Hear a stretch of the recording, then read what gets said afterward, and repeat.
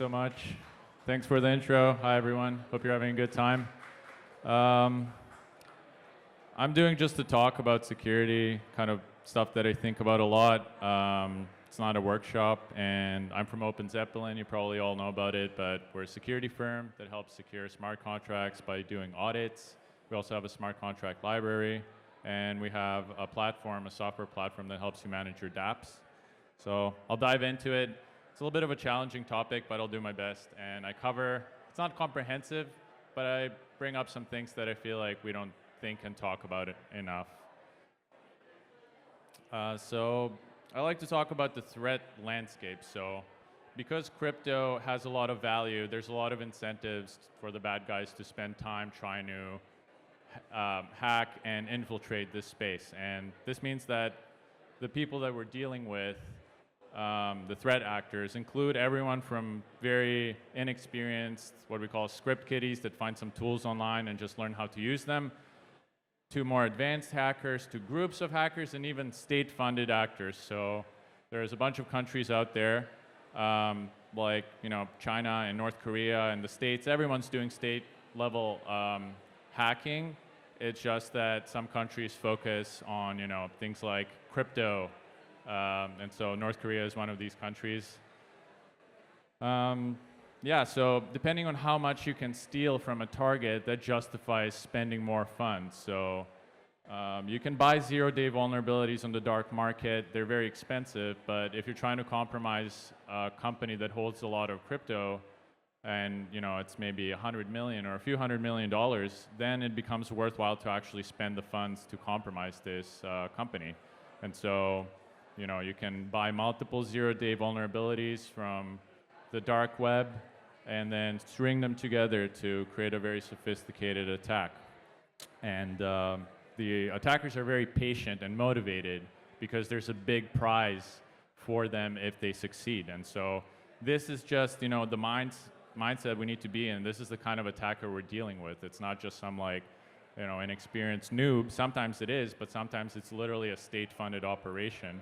And so I put a few examples in here. It's a little bit hard to see in the light, but a Ronin hack is an interesting example where a project got compromised because they convinced the lead developer that he was being interviewed for this really lucrative opportunity and sent him a PDF that had malware in it. And using that malware, they were able to steal private keys from this developer's machine and compromise Axie Infinity.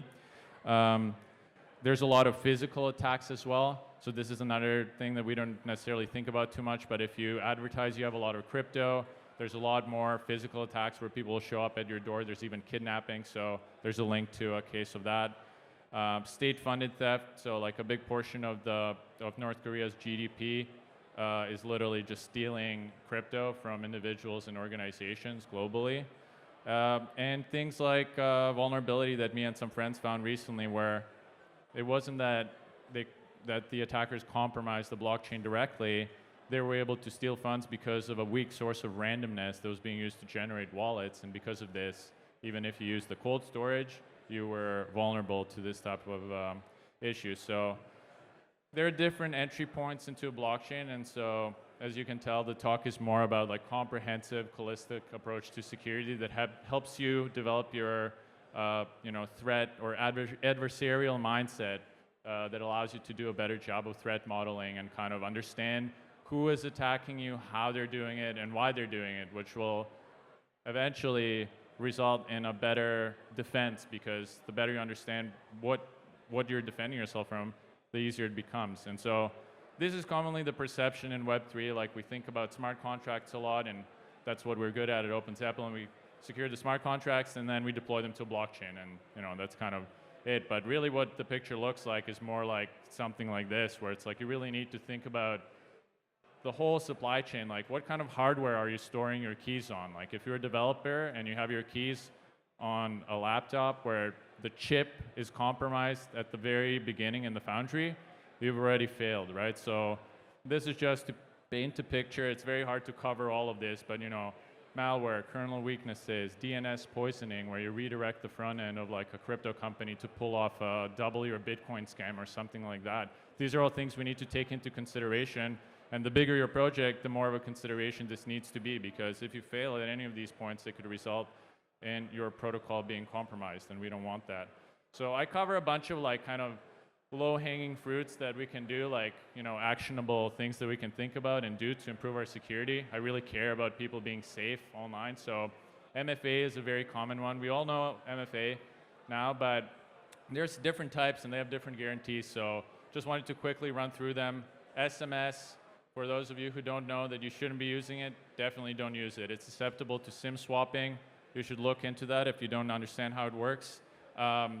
Definitely off the table. TOTP is a bit better. Apps like Google Authenticator and Authy and Microsoft Authenticator allow you to use this protocol, and it's a bit stronger. In a lot of cases, it works well. There's also like push-based applications where you will get a notification, like Duo is one of them, and so when you're logging into something, you get a notification, you can like accept or decline. This is okay. It's susceptible to some attacks like MFA bombing, where they keep spamming you until you approve it. Email-based is okay if your email itself is well secured. And FIDO, which is the last one, is the ultimate type of 2FA we have. And so if you're protecting something you really care about, you should be using FIDO. And the way it works is basically it's like asymmetric cryptography based, which is what powers blockchains. And it uses cryptographic signatures. So the private key that you use to authenticate only exists in a secure chip, usually a personal HSM, which is like a little, there's a picture of it. A YubiKey is one of the pieces of hardware that supports this. And that's the best thing you can do. They cost like 30 or 40 bucks. If you do this, you will improve your security 10x easily. So I recommend it to everyone. There's a few other manufacturers. It also supports SSH and TOTP and PGP and a number of other protocols that are useful to developers. So it's one of my favorites. Physical security. You know, our attackers have been getting more physical. So Jameson Lopp has a GitHub page where he keeps track of all the physical attacks that have happened in the recent years, and there have been more and more cases of this because people are learning that like stealing crypto. When you're a crypto holder, you're often your own bank. So someone comes knocking at your door with a wrench. If you don't have a good a setup, you're in trouble. So how do you minimize risk? Like one good way is to try to protect your address. So use like a UPS mailbox. When you're buying a crypto wallet, like a hardware wallet, don't give out your home address, because if there's a leak, like Ledger had a leak in 2017 and leaked all of their clients' addresses, that's a problem, because now malicious actors can send you like fake hardware wallets and even show up at your door and things like that. So it's good to like not advertise that you have crypto. It's good to try to protect your home address and think about that. And what I call the Horcrux setup. So make it so that if someone does hold up a wrench to you, you can say, I literally can't get at these funds. It's a multi-sig. You need my mom, and like she's wherever, right? Like, so don't make it easy to take your crypto from you. This is another concept that's like more targeted at developers and engineers, but this idea of like production engineering. So often there's a tendency to use the same computers we use for day-to-day stuff for handling production systems. And the reason this is dangerous is because there's all sorts of like sophisticated types of attacks that can enter into your system, usually in the form of malware. And the more software you install on your computer and the more sites you visit with your computer, the more you're exposing yourself to that type of threat. So the idea here is pretty simple. If you are dealing with a lot of funds, you're dealing with a critical system, a production system, you need to either use a separate computer that's only for that. So the reason I have like a picture of like a surgeon is because it should be like a clean room setup where you only have the things you need to get the job done and nothing more, to reduce the surface area of attack. So it's this idea of isolating your systems. And so if you can isolate your systems, let's say in your personal life, you're playing games, downloading all sorts of stuff that has nothing to do with your work or your project, you keep that separate so that if you do introduce a weakness like a malware, it doesn't matter. The blast radius is limited because you're using isolation. And so there's a few ways to do this. You can use separate hardware. That's like a very easy way to do it. You can also use virtualization. And yeah, so I'll keep moving because I know I don't have a ton of time. This topic goes very deep, so if you want to talk about it afterwards, just hit me up and we'll talk about it more. How am I doing with time? Yeah, I guess I'll touch on like, I do have a point about reliable entropy. So that ties into this vulnerability I mentioned at the beginning, where you need to make sure that your keys, for example, are generated in a way where you can trust that they're random enough. So the vulnerability we found was literally, my friends generated some keys in an air-gapped system. So it's a system that never touched the internet, and they still got hacked because the code that was used to, introduce the randomness that you need for a good key was not done properly. And so they got hacked because of that, and that's how we found this weakness. But certain versions of the Linux kernel, for example, had a weak system entropy, and so keys that were generated on systems like these using the operating system randomness were also susceptible to weakness. And the other thing that's kind of related to this idea of like isolating systems is immutable infrastructure. So it's a really powerful concept where you take a production system and kind of fortify it and make it impossible to interact with it directly.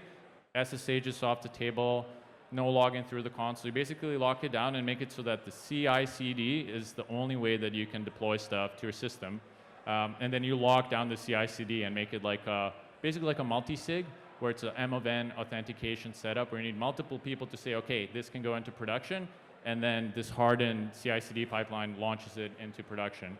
And that way you're kind of like making this like isolated vault type setup that really reduces the surface area for attacks drastically. This is a bit of a plug for OpenZeppelin. So another thing you can do, it's not just about securing your code. It's not about just getting to the blockchain. There's a lot you want to do after it's already online. So there's tooling that does this. We have our own tool called Defender. And it's really great because you can kind of insert a lot of automation to scan your code and see if there are any vulnerabilities. You can set up monitoring that will automatically pause your contracts if it detects a certain type of transaction. You can plug it into your incident response so that if something does happen, PagerDuty or a similar app can go and like actually call you or somebody in your company that's responsible for responding to incidents. You can also use it for cool things like topping up your gas, which you need just to keep the contracts running.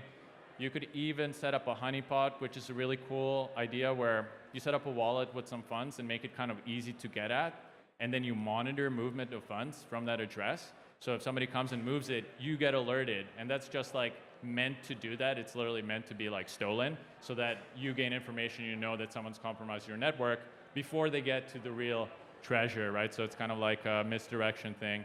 And FortaBot, yeah, that's like a monitoring bot company that came out of a internal OpenZeppelin incubator. So you can also use that as like monitoring bots to do on-chain monitoring. So yeah, I really ripped through that pretty quickly. So thank you. I have a QR code here that is some info about our bounty. So Clark, who I think is somewhere here, was kind enough to put together that video, so you can check it out. We have some nice rewards and some details around the OpenZeppelin bounty.